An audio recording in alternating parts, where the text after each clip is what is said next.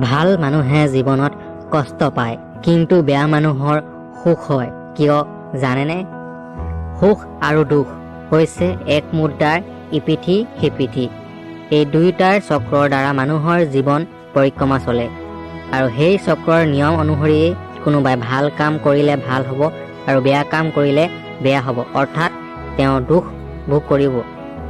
তথাপিও এই সমাজত দেখা যায় যে কিছুমান ব্যক্তিয়ে ভাল কাম কৰাৰ পিছতো তেওঁৰ বেয়া হৈছে বা দুখ হৈছে, আৰু কিছুমান ব্যক্তিয়ে অত্যন্ত বেয়া কাম কৰিলেও সুখ প্ৰাপ্তি কৰিছে। প্ৰশ্ন ইয়াতে উত্থাপন হয় যে এই জীৱন চক্ৰৰ নিয়মে যে ভাল কাম কৰিলে ভাল হ'ব আৰু বেয়া কাম কৰিলে বেয়া হ'ব, সেই চক্ৰ সলনি হৈছে নেকি? নে ভগৱানে পাপীসকলৰ ওপৰত শুভ দৃষ্টি আৰোপ কৰা আৰম্ভণি কৰিছে? হয়তো এই প্ৰশ্ন সকলোৱে কৰিব, কিয়নো আমাৰ চাৰিওফালে যিসমূহ ঘটনা হৈ আছে তাৰ পৰা যি দেখা যায় এই প্ৰশ্ন উদয় হোৱা স্বাভাৱিক। আৰু এই একে প্ৰশ্ন ভগৱান শ্ৰীকৃষ্ণক তেওঁৰ দুজন ভক্তই কৰিছিল। এজন আছিল অৰ্জুন আৰু আনজন আছিল উদ্ধৱ। উদ্ধৱক ভগৱান শ্ৰীকৃষ্ণই কৈছিল যে এই প্ৰশ্নৰ আটাইতকৈ ডাঙৰ উত্তৰ হৈছে পঞ্চ পাণ্ডৱ, কিয়নো তেওঁলোক আছিল খুব ধাৰ্মিক, খুব পণ্ডিত আৰু খুব ভাল।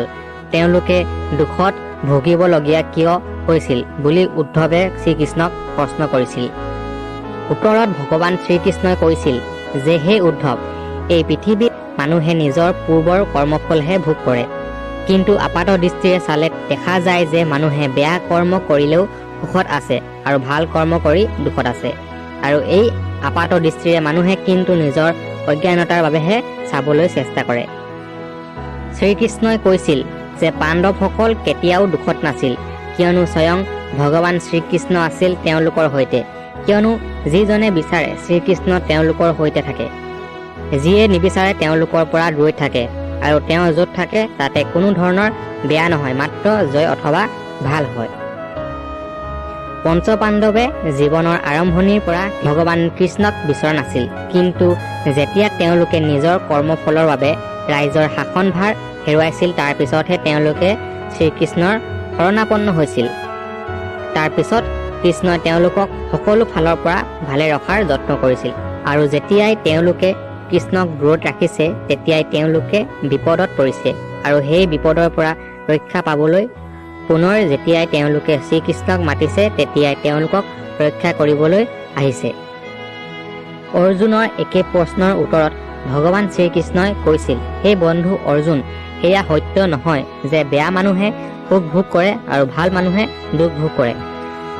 আপাত দৃষ্টিত সেয়া সঁচা হ'ব পাৰে, কিন্তু বাস্তৱত সেয়া মানুহৰ পূৰ্ব কৰ্মৰ ফলহে।